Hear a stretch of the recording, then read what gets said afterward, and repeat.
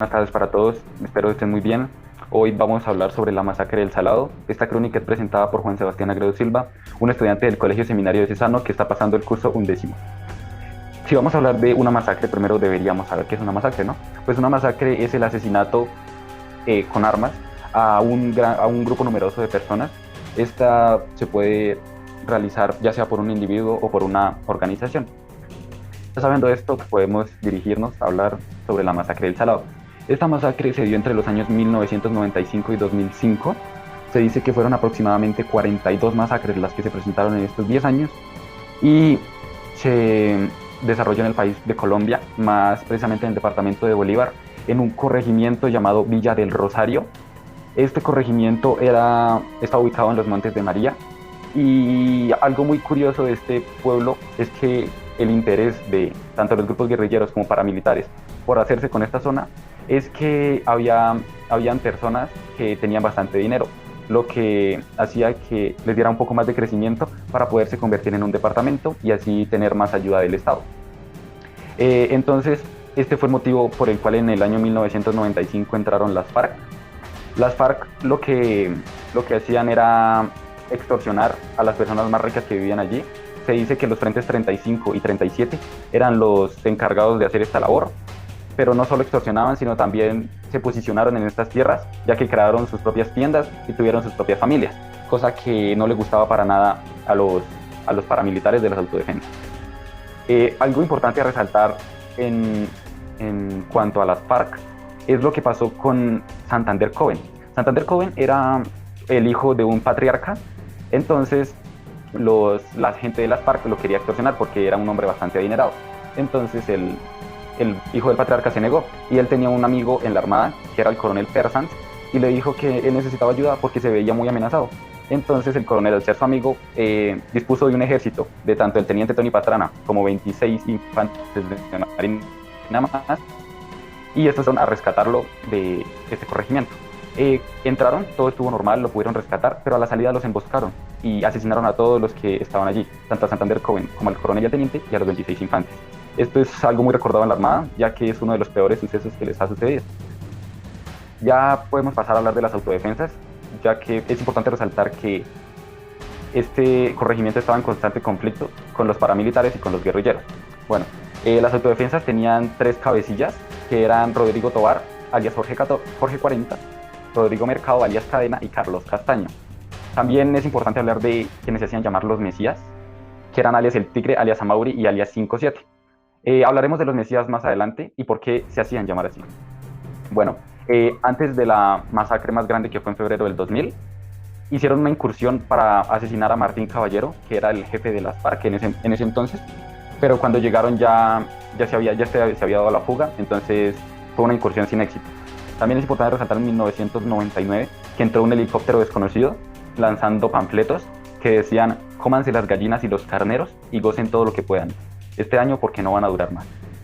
Ya procediendo con la masacre que se dice que fue la peor de todas las que ocurrieron en estos 10 años, fue una incursión por parte de dos bloques, el bloque de los Montes de María y el bloque del Catatumbo. Un bloque estaba liderado por Rodrigo Tovar, alias Jorge 40, y el otro por Rodrigo Mercado. Siendo así, estos entraron al corregimiento por dos lados diferentes y lo que hicieron fue cerrar las vías para que nadie pudiera entrar. También llegó un helicóptero volando muy bajo y lo que se hacía era disparar hacia las casas. En una de estas estaba Libardo Trejos, un hombre que estaba protegiendo a su hija de 5 años y se hizo encima, pero este sufrió varios tiros y lo único que hizo fue bañarla con sangre, se dice que aproximadamente durante un día, cosa que a esta niña de 5 años le produjo un trauma que aún no ha podido recuperar. Bueno, procediendo con la masacre ocurrida en febrero del 2000, estos entraron a las casas sacando a todas las personas que habían, tanto hombres como mujeres, pero los sacaron hacia el frente de la iglesia y el lado de la Casa de la Cultura. Ya todos estando allí, se dividieron hombres y mujeres. Se dice que abusaban de las mujeres, abusaban en fila. Y también se dice que a los hombres los asesinaban sin miedo, y si alguien se atrevía a llorar o a decir algo, también lo iban a asesinar. Entonces, ahora sí, volviendo con los Mesías, que eran alias Tigre, alias Amauri y alias 57, se autodenominaban así porque tenían el poder de decir quién se salvaba y quién moría. Se dice que estos hacían un tipo de dinámica que era hacer unas rifas cada media hora y a quien le tocara el número 21 lo iban a asesinar. Entonces ellos hacían esto y dejaban los cuerpos al sol sin importar si tenían familia o sin importar nada, solo los dejaban ahí en el sol. Luego de esto se metieron a las casas, a las tiendas a robar alcohol para celebrar su victoria. Entonces, luego de estar aproximadamente 6 días en este corregimiento, el líder dio 2 tiros al aire, que era la señal de la retirada. Bueno, ahora vamos a hablar de qué pasó con los responsables de esta masacre. Bueno, no se tiene el reporte de todos porque muchos escaparon y muchos no están pagando penas, pero sí, por ejemplo, de Luis Francisco Robles Mendoza, alias Amaury, quien declaró ante un organismo de derechos humanos y le dieron 40 años de prisión que actualmente los están pagando. También está Salvatore Mancuso, que fue pues que era líder de las autodefensas y ya había pagado 8 años en la prisión y por este delito, por ser el líder de la organización, está extraditado en Estados Unidos actualmente. También está otro actor indirecto, que es Héctor Martín Pita Vázquez, que era el jefe de la Armada, quien fue sentenciado a 13 años por no hacer nada, por ver cómo estaba la situación y no desplegar a ninguna tropa para que ayudara a este pueblo. Pues actualmente el municipio pues aún no es un municipio, sigue siendo un corregimiento. El corregimiento de Villa del Rosario tiene menos del 30% de los habitantes que tuvo en su momento. Se dice que muchas de estas víctimas no tuvieron ayuda ni del gobierno ni de ningún ente, simplemente huyeron porque tenían miedo de ser asesinados cruelmente, como pasó con todo el resto de habitantes.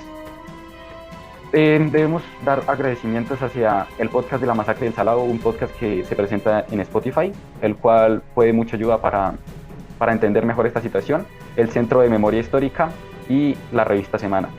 Muchas gracias a todos por su atención, esperamos les haya gustado esta crónica, hayan entendido un poco de la sangrienta historia que ha vivido nuestro país durante algunos años y les haya gustado y los haya entretenido. Que tengan un magnífico día.